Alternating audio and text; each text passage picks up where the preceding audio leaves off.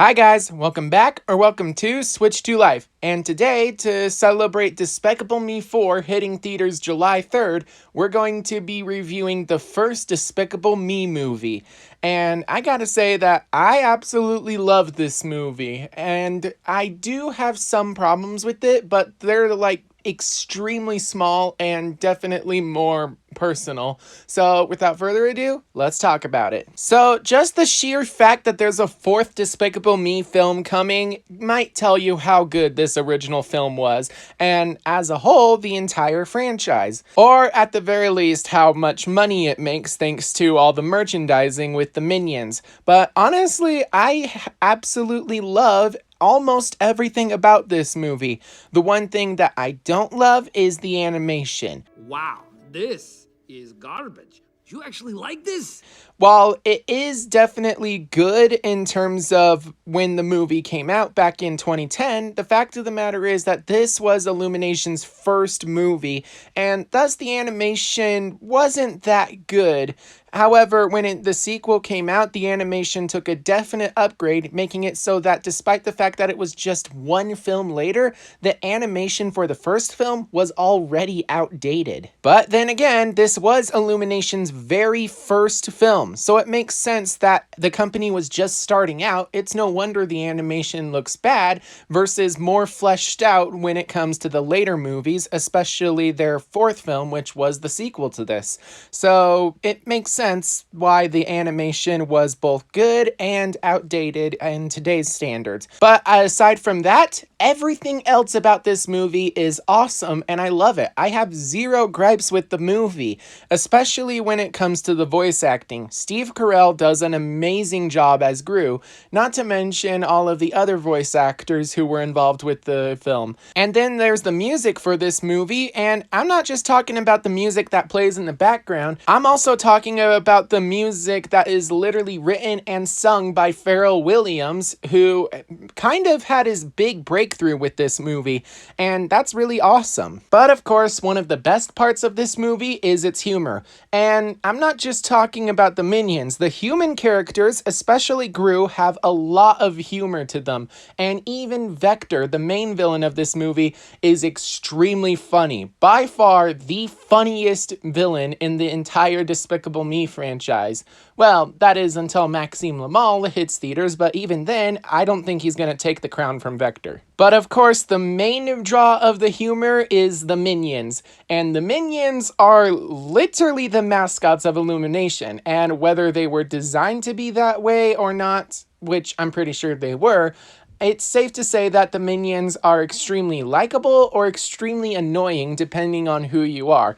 If you're a kid, you're probably obsessed with them and you love to collect a lot of the Minion merchandising, which is why these movies do so well and why they actually keep making them over and over again. But I gotta say that I absolutely loved the Minions in this movie. In the later movies, they tend to pull up screen time where it's unnecessary and making it so that the plot can't move forward because they're trying to add in some laughs and giggles.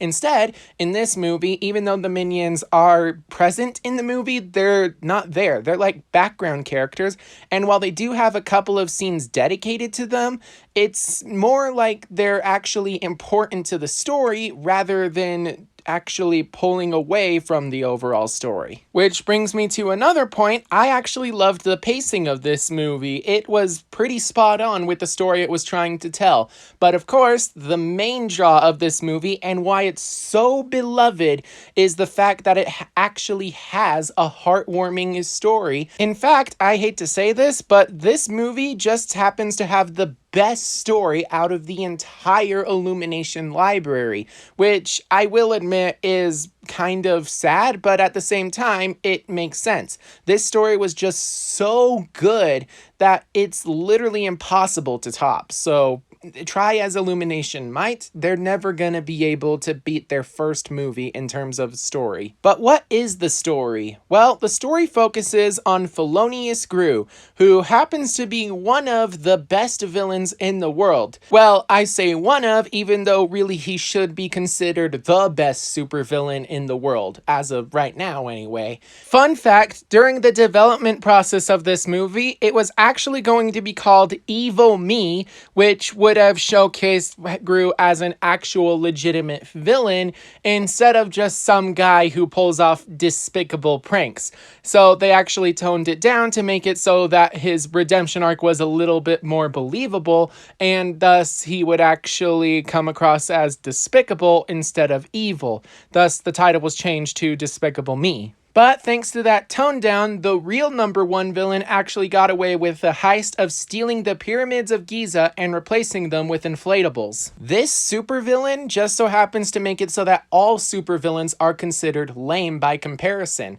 And because of that, Gru decides to set out on his biggest heist ever. Next, we are going to steal. Pause for effect. And to do that, he has to steal a shrink ray from a secret lab. And after taking said shrink ray from the secret lab, he is stopped by the villain who stole the pyramids, Vector. Vector! That's me, because I'm committing crimes with both direction and magnitude. Oh yeah! So, Gru tries to sneak into Vector's fortress to try to take back the shrink ray, but unfortunately it fails at every time due to Vector's security. And then he sees a group of little girls who end up walking up to Vector's doorstep saying that they're selling Girl Scout cookies, at which point Vector lets them in.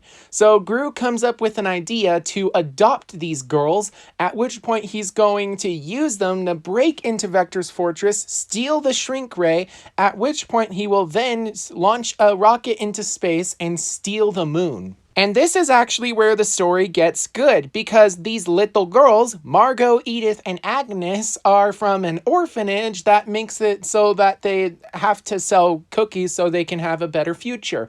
But they're also involved in a ballerina play, Swan Lake. Yeah, Swan Lake. At which point, when Gru actually adopts them, they're extremely happy they're adopted, but then they're also freaked out because this guy is a supervillain, even though he tries to pretend he's not in front of them. He still ends up giving the girls the creeps.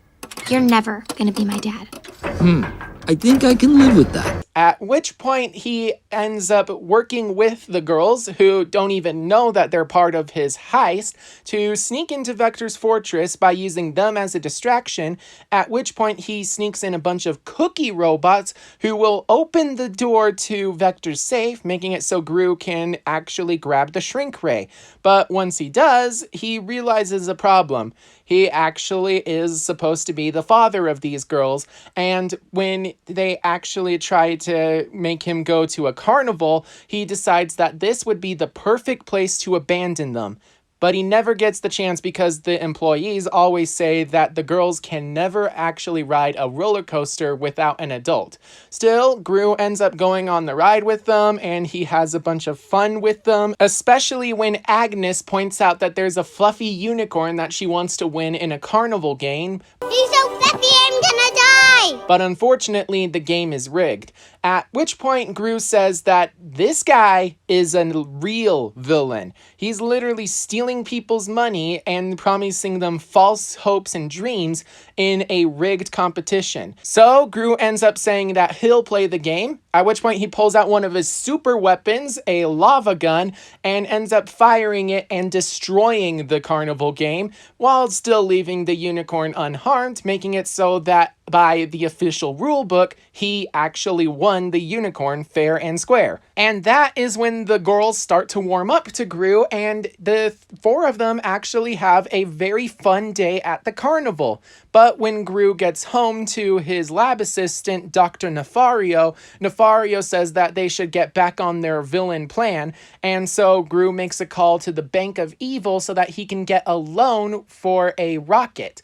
at which point they decide to turn him down simply because he's too old. He had his chance to be a supervillain, and now he's being cast aside for the next generation of supervillains, among them being Vector.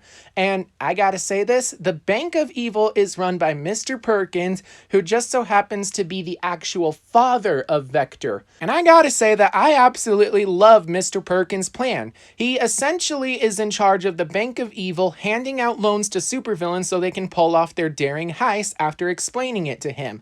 But then he keeps turning down said heist, and then he offers the ideas to his son Vector, and then he loans the money to Vector, making it so Vector can actually pull off the various heists. And thus Vector gets all the credit as the #1 supervillain in the world, and that's a really cool and awesome plan. I give you the opportunity of a lifetime and you just blow it! But of course, that just means that Gru is left in the dust without a rocket, and he actually can't follow through with his heist. But thankfully, when the girls see that he is actually broke and can't actually go to the moon, they decide to help out and offer what little money that they actually do have. At which point the minions actually step forward and offer all of their money because, you know, Gru is officially their boss and they're willing to do anything that it takes to help him out. At which point Gru actually manages to build a rocket using all the money and junk that they can find. And finally, once the rocket is built, he is ready to fly off to the moon, shrink it down, and steal it. But while the rocket is being assembled by Dr. Nefario, Gru is actually bonding with the girls in a lot of very fun activities and, of course, just family time in general. And that's really awesome. It really makes it so that Gru actually forms a legitimate bond with his adoptive daughters, and that's really nice. I like him. He's nice, but scary. Like Santa. But as the date of the moon heist approaches, it's revealed that the girls' dance recital is actually on the same day. So Gru talks with Dr. Nefario saying that they should delay the heist for some really stupid reason. I was thinking maybe heist is a Tuesday thing, right? That's when Dr. Nefario realizes that the girls are actually making Gru soft, and he wants to get rid of the girls, and he calls the orphanage saying that they need to take the girls back. And Gru reluctantly goes along with this. He actually says goodbye to the girls in a really sad scene, and then he distracts himself by pulling off the moon heist. And the girls, they're enjoying their dance recital until Vector shows up after he failed to actually realize that Gru stole his shrink ray. So Gru actually manages to get to the moon, he shrinks it down to the size of a baseball, and when he finally succeeds, he sees the ticket to the dance recital and he realizes how much he actually misses the girls, so he decides to try to take the rocket ship back down to Earth to the dance recital, and when he finally gets there, it's over. He missed the entire dance recital and he missed his last chance to actually see the girls. That is until he sees a note that says reserved for Dad from Marco, Edith, and Agnes. And on the back of it, Vector. Yeah, Vector kidnaps the girls, and so Gru goes to Vector's fortress and tries to actually get the girls back in exchange for giving the moon to Vector. But when Vector gets the moon, he refuses to give the girls back. So Gru actually breaks into his fortress, and here's the thing that I really love. Gru was able to break into Vector's fortress. He was trying to break into the fortress to steal the shrink ray throughout the first half of the movie, and while he did succeed eventually, it only took one attempt to break into the fortress where Gru, on his own, decided to go in and rescue the girls. Really shows how powerful of a force love is versus selfishness. But while all this is going on, Dr. Nefario realizes a very important scientific discovery. The larger the mass of an object, the quicker the effects of the shrink ray wear off. So the moon is essentially growing from the size of a baseball to the size of the wrecking ball, helping it so that the girls manage to escape their cage while also squishing Vector in a pretty funny scene. And then Gru manages to grab his flying ship and uses the tow cable to grab Vector's spaceship, making it so that the girls have a way to escape. And it turns out that the girls actually have some pretty hard feelings because their dad actually gave them up. And he says it's the worst mistake he's ever made and he regrets it. But still, he tells them to jump and that he will catch them and that he will never let them go again. And while he is able to catch Agnes and Edith when they jump, Vector manages to grab Margot, making it so that she can't get to Gru. So Gru actually puts himself in danger trying to rescue her. And when the two actually fall off of the spaceships, the minions go in and make a chain that catches Gru and Margot, and he holds on to her for safety. Then the moon actually starts to grow to normal size, and with it destroys Vector's spaceship and strands Vector on the moon itself. And somehow, in some inexplicable way, the moon is actually returned to its rightful place in the sky, which I don't understand. That is not how gravity works. So the moon is returned to its rightful place in the sky, and Gru, thanks to his love of the girls, manages to get a redemption arc that's actually believable, and he stops being a villain and decides to just go on to being a generic, normal, good guy and an even better father. In fact, one of the best dads that Illumination has ever given us. And that's really awesome. He also ended up apologizing to the girls in a really fun and unique way. He ended up reading a book to them earlier in the movie called Three Sleepy Kittens, which was a pop-up children's book.